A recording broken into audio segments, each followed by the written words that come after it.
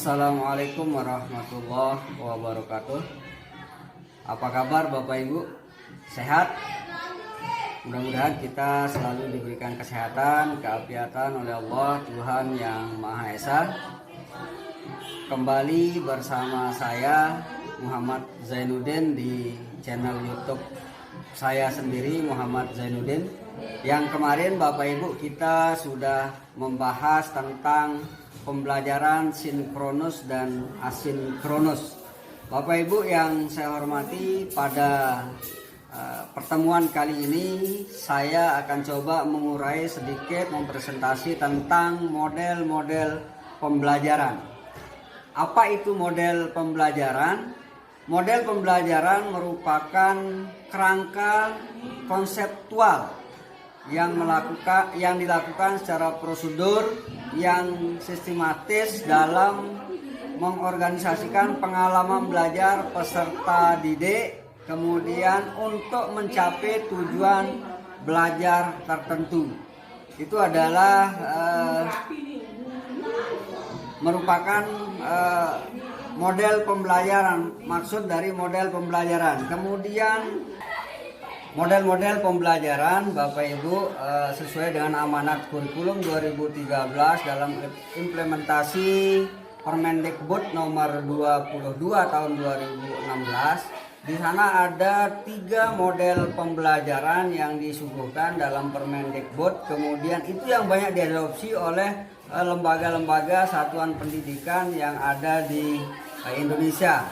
Apa saja model pembelajaran itu? Yang pertama, model pembelajaran melalui penyingkapan atau penemuan yang secara bahasa bahasa Latin sering disebut discovery inquiry learning. Ini yang menjadi model pembelajaran yang pertama. Kemudian ada yang kedua, model pembelajaran berbasis masalah atau problem based learning. Kemudian yang ketiga, model pembelajaran berbasis project yang kita kenal dengan project basic learning, ya. Itu adalah atau PBL. Ini yang sering disampaikan oleh Bapak Ibu para narasumber, Bapak Ibu para pemimpin dalam menyampaikan proses pembelajaran untuk peningkatan kualitas pembelajaran yang ada di satuan pendidikan. Bapak Ibu yang saya hormati, apa itu model pembelajaran inquiry learning? Inquiry learning itu merupakan pembelajaran yang tadi sudah saya bilang bahwa penyingkap penemuan yang memang harus melalui proses, ya, dalam memahami konsep, kemudian arti dan hubungan melalui proses intuitif yang akhirnya sampai kepada kesimpulan. Lalu apa saja langkah-langkah yang yang dilakukan dalam proses melaksanakan model pembelajaran yang pertama ini? Pertama, pemberian rangsangan. Artinya pemberian rangsangan adalah memberikan sesuatu yang asing kepada peserta didik, teori-teori yang asing yang diberikan kepada peserta didik. Kemudian yang kedua, mengidentifikasi masalah. Lalu setelah kita berikan rangsangan, kita menyuruh melaksanakan perintah kepada peserta didik untuk melakukan identifikasi masalah terhadap apa yang menjadi materi rangsangan yang kita berikan kepada peserta didik. Kemudian yang ketiga, setelah mereka mengidentifikasi, tentu mengumpulkan data dan mengolah data tersebut serta melakukan pembuktian. Dan setelah melakukan pembuktian, maka baru di sana peserta didik kita harapkan untuk bisa menyimpulkan. Yang kedua, Bapak Ibu, apa itu model pembelajaran problem based learning? Problem based learning merupakan pembelajaran yang menggunakan berbagai macam kemampuan berpikir peserta didik secara individu maupun kelompok, serta melibatkan lingkungan nyata untuk mengatasi permasalahan sehingga bermakna Bapak Ibu dan relevan dan kontekstual. Tentunya sesuatu yang bisa ditelaah, yang bisa diteliti masih dalam kapasitas pembelajaran di satu materi. Misalnya nanti kalau saya akan coba untuk memberikan sebuah video kasus, video tentang bagaimana pembelajaran itu sendiri dilaksanakan. Ya paling tidak nanti bisa disimak di video berikutnya. Bapak Ibu, lalu langkah apa yang harus dilakukan dalam proses pelaksanaan model pembelajaran yang problem ini? Di sana ada orientasi peserta didik pada masalah yang kita munculkan. Ya, ini yang penting. Kemudian yang kedua, mengorganisir peserta didik, artinya membuat peserta didik itu dibagi menjadi beberapa kelompok, kemudian membimbing, menyelidiki penyelidikan baik secara individu maupun kelompok. Kemudian yang selanjutnya, langkah berikutnya adalah mengembangkan dan menyajikan hasil kerja setelah kita memberikan masalah yang akan diteliti, masalah yang akan dipecahkan oleh peserta didik. Kemudian baru di sana akan mengembangkan dan menyajikan. Setelah itu baru menganalisis dan mengevaluasi proses dari apa yang dilaksanakan dalam model pembelajaran problem based learning. Lalu yang ketiga, Bapak Ibu, di dalam implementasi Permendikbud itu ada model pembelajaran yang ketiga yang sering kita sebut dengan project learning, atau Bapak Ibu sering menyingkat dengan PJBL. Ini adalah proses merupakan pembelajaran yang melibatkan keaktifan peserta didik dalam memecahkan masalah yang dilakukan secara kelompok maupun mandiri, kemudian melalui tahapan yang ilmiah, Bapak Ibu, dengan batasan waktu tertentu yang sudah dituangkan dalam sebuah produk dan selanjutnya dipresentasikan kepada orang lain. Itu merupakan model pembelajaran project learning yang disajikan dalam implementasi kurikulum 2013 yang masuk di Permendikbud nomor 22 tahun 2016. Kemudian apa langkah yang harus kita lakukan dalam proses pelaksanaan model pembelajaran ini, Bapak Ibu? Ada 4 langkah di sana yang mungkin penting untuk kita lihat. Pertama, penyelesaian tugas secara mandiri dimulai dari tahapan perencanaan, Bapak Ibu. Yang pertama perencanaan itu, kemudian penyusunan hingga pemaparan produk dari hasil yang mereka buat. Kemudian yang kedua, melibatkan peran teman sejawat, kemudian Bapak Ibu guru bisa dilibatkan dalam kegiatan itu, dan tentu bantuan dari orang tua juga penting. Kemudian yang ketiga, Bapak Ibu, situasi kelas sangat toleran dengan kekurangan, harus sama-sama toleran dengan kekurangan dan perkembangan gagasan yang muncul di kelas itu sendiri. Kemudian yang keempat adalah melatih kemampuan berpikir siswa untuk lebih kreatif. Bapak Ibu, itu adalah 3 model pembelajaran yang diamanatkan oleh K13 yang diimplementasikan dalam Permendikbud nomor 22 tahun 2016. Lalu saya akan mencoba untuk mempresentasikan satu rencana pelaksanaan pembelajaran yang berbasis kepada problem basic learning atau inquiry yang akan nanti saya akan coba untuk tampilkan di selanjutnya, dan nanti akan saya coba untuk memberikan sebuah model pembelajaran yang langsung berinteraksi dengan siswa dan saya sendiri sebagai guru mata pelajaran. Bapak Ibu yang saya hormati, mungkin sebagai contoh kasus dalam penerapan pembelajaran inquiry learning, mari kita simak video berikut ini, dan kami sangat berharap nanti Bapak Ibu bisa memberikan masukan serta kritik yang membangun kepada kami tentang bagaimana proses pembelajaran yang kami lakukan di tempat kami.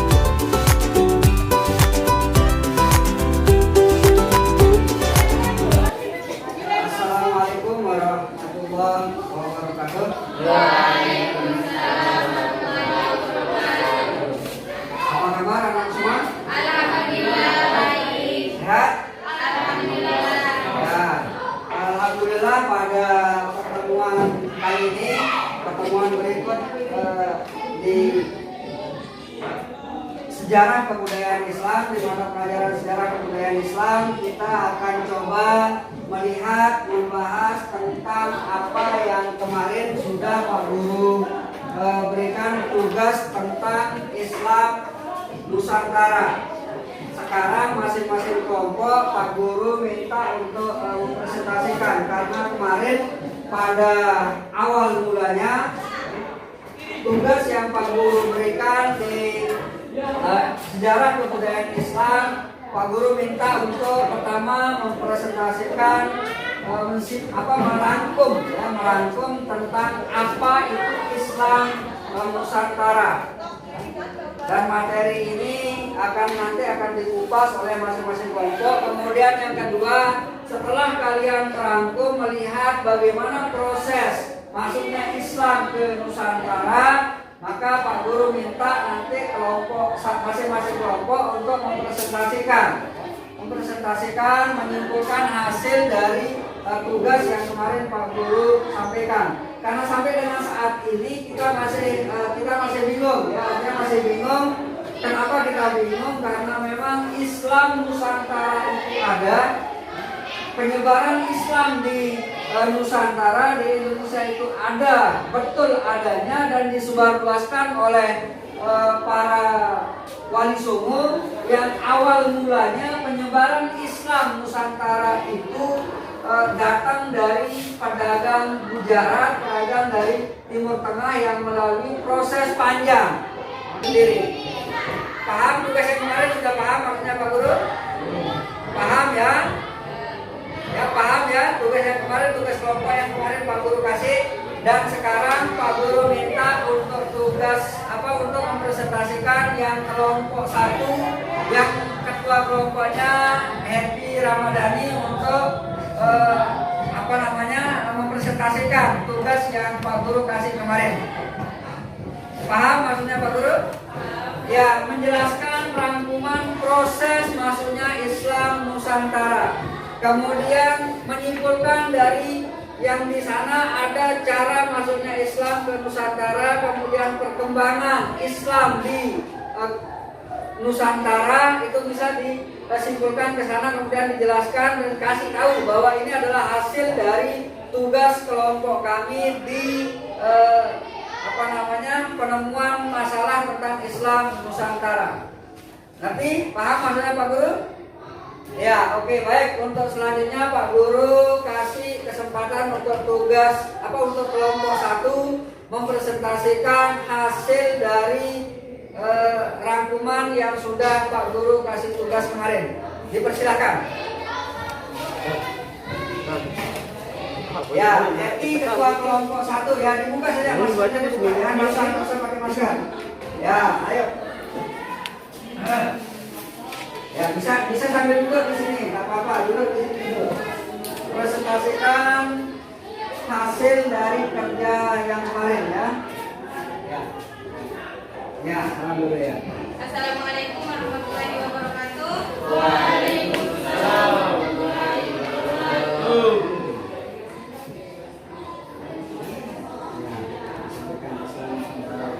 Masuknya Islam ke Nusantara. Islam masuk ke Nusantara melalui perdagangan.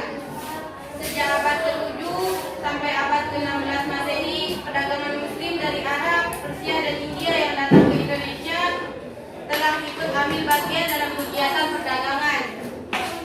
Perdagangan Muslim yang berdagang ke Indonesia makin lama makin banyak, sehingga membentuk permukiman yang disebut Pokojan. Dari Pokojan inilah mereka berinteraksi dan berimilasi dengan warga lokal sembari menyebarkan agama Islam. Perkawinan saudagar Muslim yang masuk ke Indonesia banyak yang menikah dengan warga lokal. Sebelum perkawinan berlangsung, para wanita pribumi yang belum beragama Islam diminta mengucapkan syahadat sebagai tanda menerima Islam sebagai agamanya. Melalui proses interaksi seperti inilah penduduk pribumi lambat laun mengenal nilai dan ajaran Islam. Melalui interaksi tersebut, para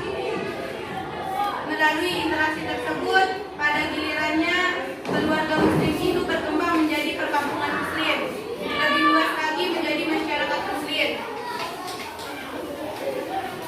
Masyarakat muslim inilah yang di kemudian hari berkembang menjadi kerajaan Islam. Pendidikan, penyebaran agama Islam melalui pendidikan dilakukan setelah terbentuknya masyarakat muslim. Pendidikan diselenggarakan oleh guru agama, kiai serta ulama. Mereka memberikan pendidikan berawal dari rumah, masjid, serta musola. Setelah itu, mereka mendirikan madrasah dan pondok pesantren untuk mendidik generasi muda yang tertarik menjadi peran santri. Pesantren ini terbuka bagi siapapun dan dari daerah lain semakin terkenal. Kiai yang mengajar di sebuah pesantren itu semakin besar pula pengaruh pesantren tersebut di tengah masyarakat. Setelah selesai mengikuti pendidikan, mereka kembali ke kampung halaman masing-masing. Adapun yang pergi ke tempat-tempat lain, di sana para santri berdakwah dan mengajarkan Islam. Aktivitas seperti inilah yang turut memperluas pengaruh Islam ke berbagai penjuru Indonesia. Tasawuf. Cara penyebaran Islam yang lain adalah melalui tasawuf. Tasawuf adalah salah satu doktrin atau ajaran Islam untuk mendekatkan diri kepada Allah atau hubungan vertikal. Ajaran ini memudahkan orang yang telah mempunyai dasar ketuhanan lain untuk mengerti dan menerima ajaran Islam. Ajaran tasawuf ini banyak dijumpai cerita babat dan hikayat masyarakat setempat. Beberapa tokoh penyebaran tasawuf yang terkenal adalah Syekh Hamzah Pansuri, Syekh Samsudin, Syekh Abdul Samad, dan Syekh Nuruddin Al-Fatih. Kesenian penyebaran agama Islam di Indonesia terlihat pula dalam kesenian Islam, seperti peninggalan sastra. Hasil-hasil seni ini dapat pula dilihat pada bangunan masjid kuno di Aceh, Demak, Cirebon, dan Banten. Kesenian adalah salah satu unsur kebudayaan, sehingga kesenian mengambil peran penting dalam titik penyebaran Islam melalui budaya. Berdasarkan bukti-bukti yang ada, Islam pertama kali masuk ke Indonesia pada abad ke-7 Masehi atau abad ke-1 Hijriah. Masuknya Islam ke Indonesia dari Arab melalui dua jalur, yaitu A. Jalur utara. Dua jalur itu dari simpulannya. Jalur utara dengan rute Arab atau Mekah dan Madinah, Damaskus, Baghdad, Gujarat atau pantai barat India, Sri Lanka, Indonesia. Jalur selatan dengan rute Arab atau Mekah dan Madinah, Yaman, Gujarat atau pantai barat India, Sri Lanka, Indonesia. Demikian presentasi yang dapat saya sampaikan. Assalamualaikum warahmatullahi wabarakatuh. Ya, itu yang pertama, kelompok 1 sudah mempresentasikan hasil dari tugasnya, dari kegiatannya. Maka nanti untuk selanjutnya Pak Guru minta di kelompok yang berikutnya ya. Sama seperti tadi mempresentasikan, sekarang kita sudah jelas ya. Sudah jelas tahu, sudah kelihatan dari hasil kajian kalian, hasil dari tugas kelompok kalian itu sudah muncul ya, sudah muncul bahwa Islam Nusantara itu adalah penyebaran Islam yang ada di wilayah Indonesia dari Sabang sampai dengan Merauke. Itu namanya Islam Nusantara, penyebaran Islam yang ada di Nusantara.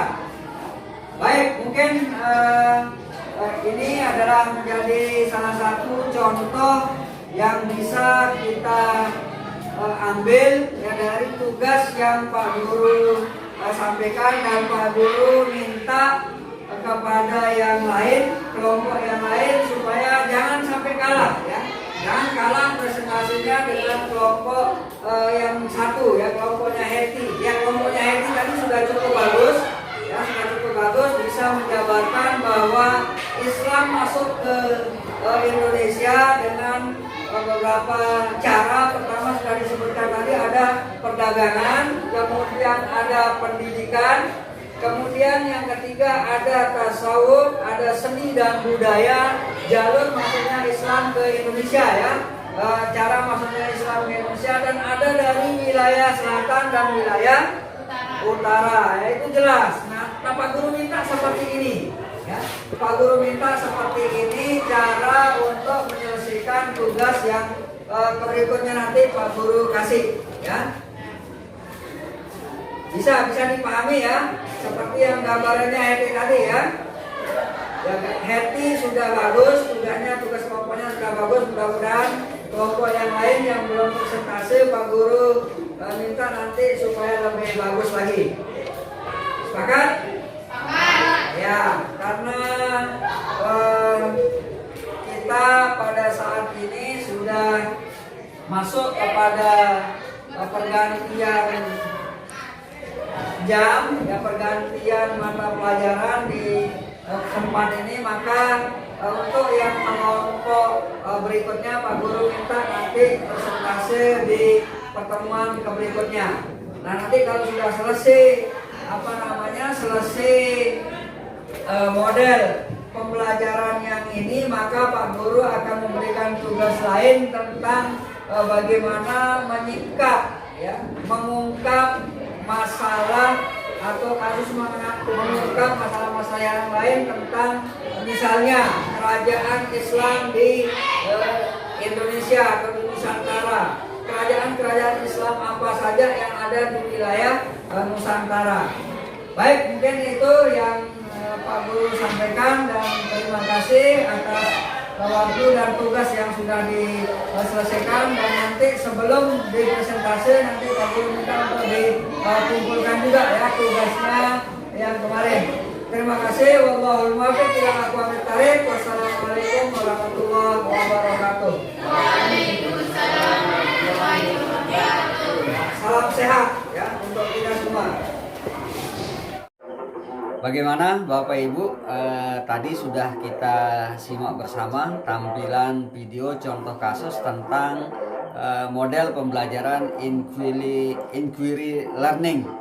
Sehingga Bapak Ibu, kami berharap masuk kritik yang membangun dari Bapak Ibu, dan tentunya dari narasumber serta pembimbing kami yang kami harapkan masukan serta sarannya. Mungkin itu dari kami, dan terima kasih. Mohon maaf zahir batin. Wallahul muwaffiq ila aqwamit thariq. Wassalamualaikum warahmatullahi wabarakatuh.